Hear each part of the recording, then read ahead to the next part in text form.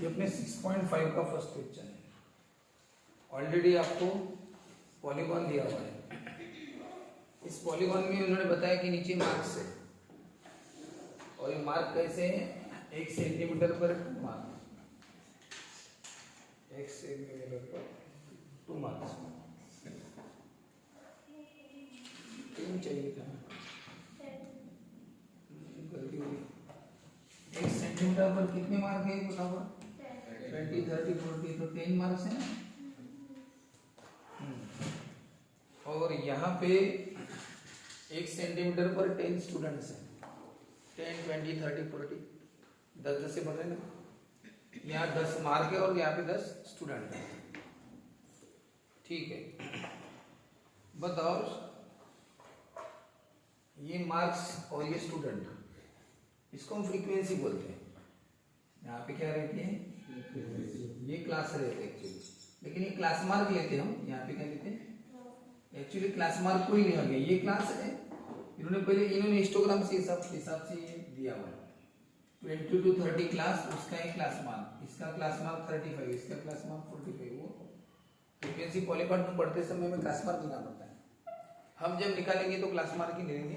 इन्होंने नहीं लिया क्लास मार्क, इन्होंने क्या लिया, क्लासेस लिए।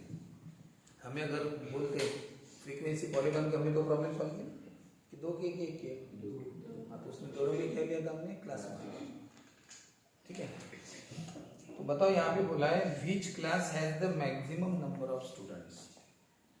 कौन सी क्लास में स्टूडेंट सबसे ज्यादा है। तो स्टूडेंट से नहीं, सबसे ज्यादा स्टूडेंट क्या होगी इतने, बताओ कौन सी इसमें, वाई कोऑर्डिनेट ना। तो वाई कोऑर्डिनेट कितना है 60, ये सबसे ज्यादा स्टूडेंट है 60। स्टूडेंट कहाँ पे लिखे, वाई एक्सिस ना, वाई एक्सिस यानी वाई कोऑर्डिनेट, तो वाई कोऑर्डिनेट ये सबसे ज्यादा स्टूडेंट है। बताओ कौन सी क्लास में आती है,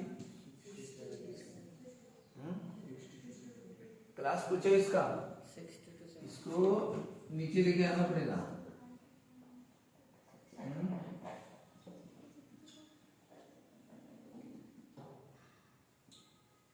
तो अच्छे से ये कौन सी क्लास में आता है, 60 to 60। देखो यहाँ पे दिया 65 है ना, 65 ये क्लास मार्क है।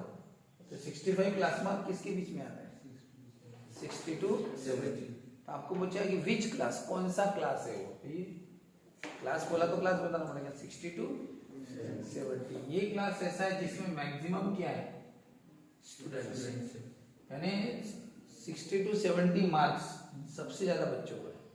मैक्सिमम बच्चों को कितने मार्क है, 60 to 70। तो विच क्लास बोला तो क्लास बताना पड़ेगा, कौन सा क्लास बताया सर इनमें से। उन्होंने बोला है कि जिसकी फ्रीक्वेंसी स्टूडेंट सबसे ज्यादा है, तो स्टूडेंट सबसे ज्यादा किसमें लिखते हैं, इसमें। कौन सा क्लास है, देखो 60 to 70। आंसर लिखो, the class 60 to 70 has the maximum number of students।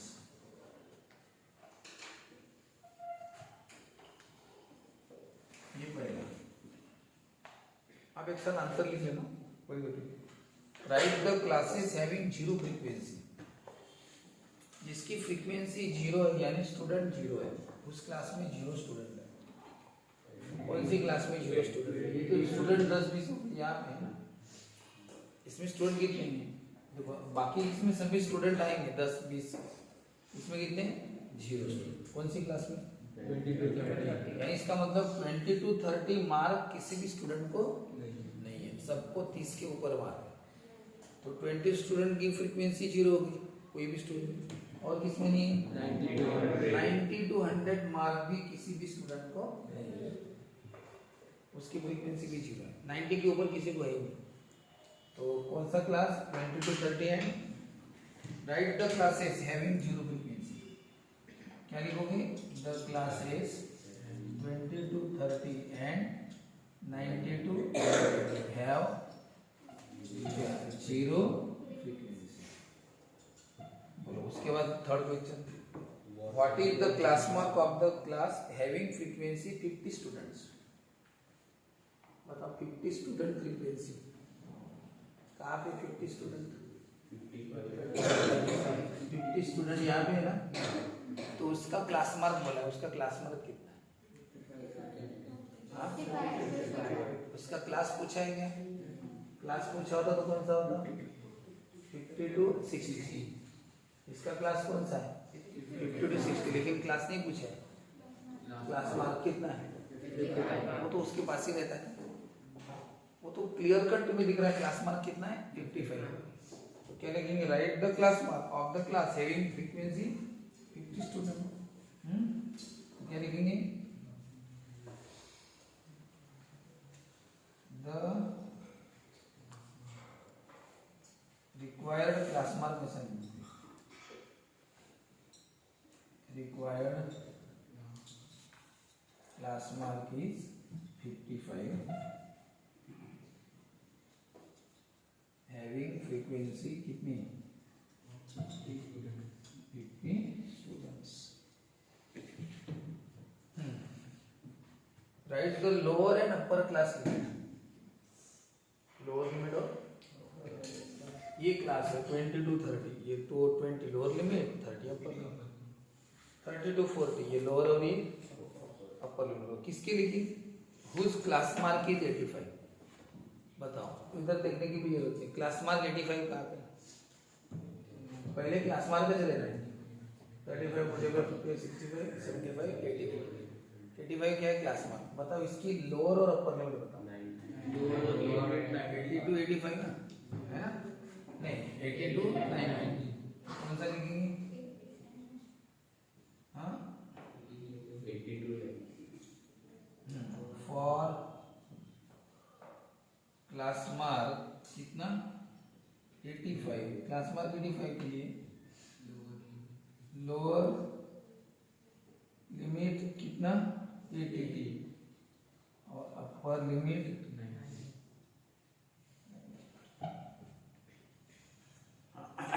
How many students are in the class 80 to 90? बताओ, 80 to 90 में कितने स्टूडेंट हैं? 15। यानी 80 to 90 मार्क्स देने वाले स्टूडेंट है कितने क्लास में? 85 क्लास मार्क में क्या स्टूडेंट कितने? 15 स्टूडेंट इधर रहते ना, यानी y कोऑर्डिनेट, तो y कोऑर्डिनेट कौन है? 15 है। तो कितने स्टूडेंट ने 80 to 90 मार्क में? 15 students. How many students are in the class 80 to 90? तो क्या हो गया? There are 50 students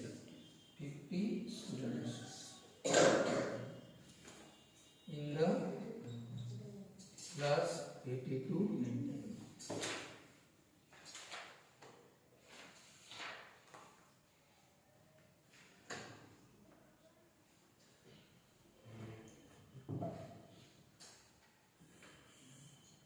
Okay.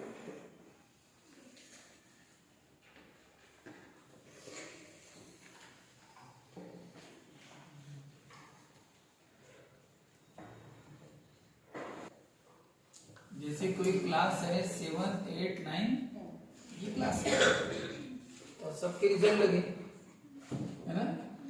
इसका रिजल्ट लगा सपोज 50%, इसका 70% रिजल्ट है ना? कितने स्टूडेंट?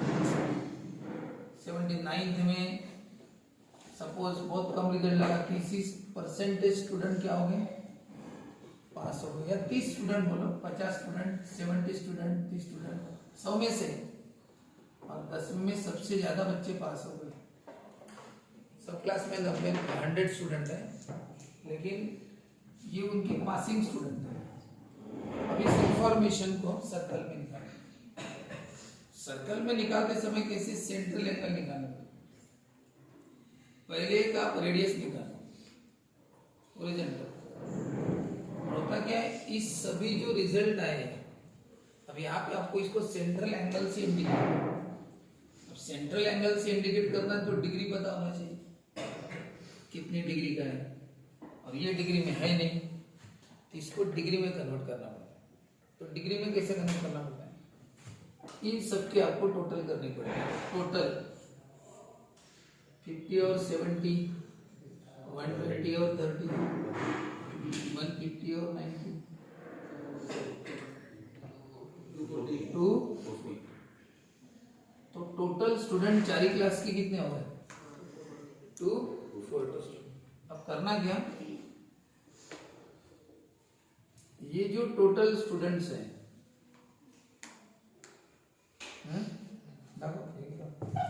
एग्जाम्पल